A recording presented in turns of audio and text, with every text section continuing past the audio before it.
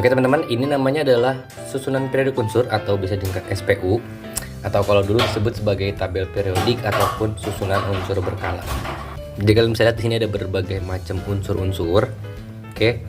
Dari mulai unsur yang paling kecil di hidrogen dengan nomor atom 1, lalu nomor atom 2 helium, litium, berilium, boron dan seterusnya ya. Jadi baca itu dari yang kiri paling atas, oke, kiri paling atas ke kanan, ke baris kedua, ke kanan, ke baris ketiga dan seterusnya. Oke. Itu adalah urutan nomor atom. Nah, kalian tahu nggak sih kalau misalkan si tabel susunan periodik unsur ini dibagi menjadi beberapa blok. Oke. Jadi yang pertama disusun berdasarkan konfigurasi elektronnya berakhir di subkulit mana. Jadi kan subkulit itu ada subkulit S, P, D, dan F. Nah, jadi kita bagi blok-bloknya berdasarkan subkulitnya masing-masing. Ini adalah subkulit S.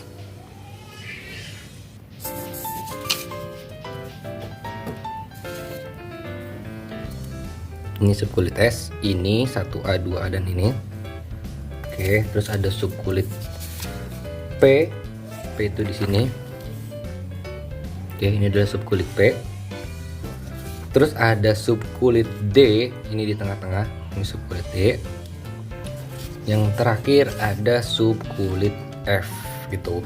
Jadi subkulit itu menentukan bloknya dia nanti ada di mana. Ini subkulit S ini dan ini. Ini subkulit P, ini yang berakhir di D, dan ini yang terakhir akan berakhir di F.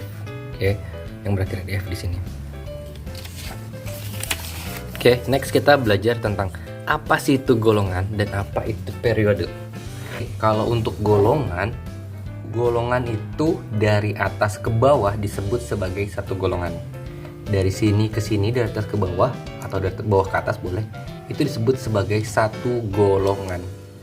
Nah, ada golongan apa aja sih? Jadi golongan itu dibagi jadi dua sebenarnya, paling utamanya, yaitu golongan A sebagai golongan utama dan golongan B sebagai golongan transisi. Nah, golongan A yang mana aja sih? Golongan A itu dimulai dari sini. Ini adalah golongan A, golongan 1A. Ini golongan 1A, lalu dilanjut golongan 2A yang ini. Oke, ini golongan 2A. 3A-nya di mana? Ini 3A di sini. Ini golongan 3A. 3A, 4A, 5A, 6A, 7A, 8A. Oke, itu adalah golongan A atau golongan utama. Lalu di manakah golongan B? Golongan B itu yang berakhir di subkulit D, itu akan masuk di sini, di golongan B. Oke, tapi kenapa golongan B itu nggak dimulai dari 1? Ini kan 1A, 2A, 3A sampai 8A. Nah, kalau golongan B di sini dimulainya dari 3B, bukan 1B ya. Ini adalah golongan 3B. 3B, 4B, 5B, 6B, 7B, 8B, 8B, 8B, 1B, 2B. 8B itu jadi ada 3, lanjut 1B, 2B, di sini 3A. Nah, kenapa sih di B itu digolonginnya dari mulai 3, bukan dari 1? Karena sebenarnya biar nyambung. 1A, 2A, 3B, 4B, 5B, 6B, 7B, 8B, 1B, 2B, 3A. Ya kan jadi nyambung kan? 1, 2. 1, 2 sampai 8, 1, 2 sampai 8. Kayak gitu. Nah, terus yang di bawah ini apa sih? Yang di bawah ini adalah golongan unsur transisi dalam, yaitu yang ini digolongkan sebagai lantanida, yang di sini sebagai aktinida. Kenapa ini lantanida dan ini aktinida? Dilihat dari sini. Jadi kan ini nomor atomnya 58. Oke.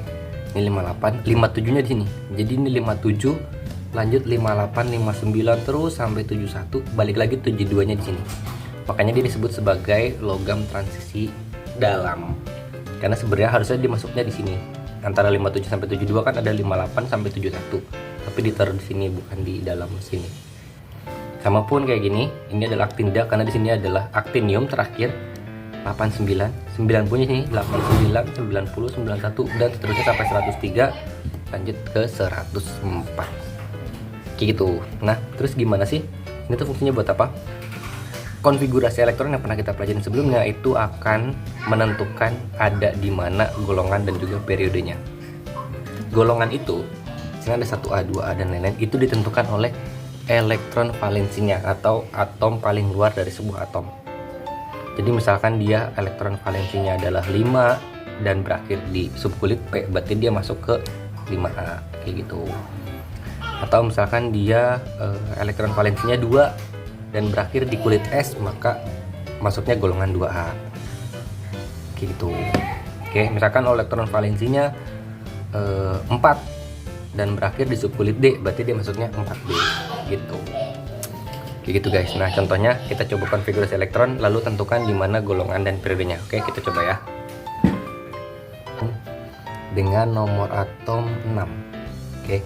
Kita bikin konfigurasinya, berarti konfigurasinya 1 S2, 2 S2, 2 P2. Oke, ini konfigurasinya. Berarti elektron valensinya dilihat dari elektron 2 ditambah 2. Berarti elektron valensinya berapa? 4. Oke, elektron valensinya 4. Berakhirnya di P. Kalau berakhir di P, dia berarti golongan utama kan. Tadi di blok itu kan golongan utama. Berarti peri golongannya termasuk golongan 4A. Dilihat dari elektron valensinya berapa? 4. Dan terakhir dilihat dari subkulitnya P. Kalau P berarti dia ada di golongan A gitu. Atau kita coba lain, misalkan titanium 22. Jadi kalau kita bikin konfigurasinya 1S2, 2S2, 2P6, 3S2, 3P6, 4S2, 3D2. Oke. Kalau kayak gini elektron valensinya berapa? Elektron valensinya adalah 2 ditambah dengan 2. Berarti elektron valensinya 4. Dia ada di golongan mana? Karena dia terakhir di 4, berarti dia akan masuk ke golongan 4. Tapi 4 mana? Karena dia berakhirnya di D, berarti dia masuk golongannya golongan B4B. Ini baru golongannya. Oke. Kalau periode kita lihat dari nomor kulitnya. Nomor kulit itu dilihat dari sini. Nomor paling besar berapa? 2. Berarti dia termasuk periode 2. Kita coba cek untuk karbon. Tuh. Nah, yang selanjutnya titanium periode berapa? Kita lihat dari nomor kulit paling luarnya berapa. Di sini ada angka 1, 2, 2, 3, 3, 4, 3. Paling besar berapa? 4. Berarti dia termasuk periode 4. Jadi kayak gitu buat nentuin golongan dan periode dalam suatu atom menggunakan konfigurasi elektron. Oke, kayak gitu teman-teman. Semoga membantu. Sampai jumpa di video gue berikutnya. Bye.